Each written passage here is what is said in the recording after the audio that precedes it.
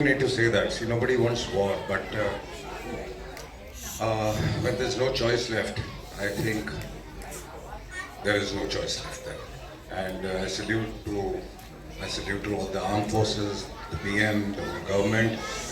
They had to do what they did, and they did great. Thank you. I would like to thank them very much. He's been very natural. All whatever I've heard, he's dubbed it very naturally. So and it sounds very real. Lovely. Karate Kid के आप कितने बड़े fan हैं युग?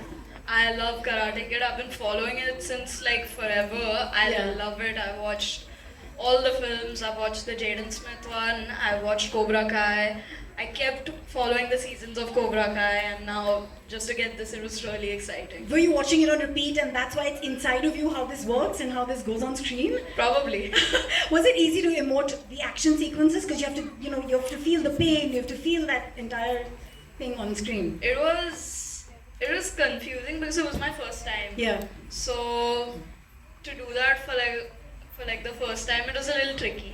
पापा ने कहा बहुत सारी चीजें सीख रहे हैं. So before I ask you the last question, what is it that you're training in with all the fitness?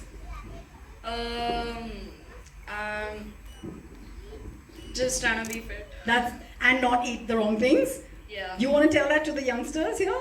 That eat healthy? Yeah, eat healthy, don't get fat. So he calculates that once a week he'll eat a burger and a pizza. And Oh yes, cheat days already.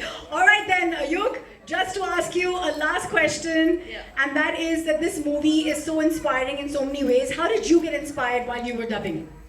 So I got actually inspired by him because he's always done so well. All of you know that he's my inspiration and I really love him and he's the reason I'm doing this. Who doesn't want a boy like that?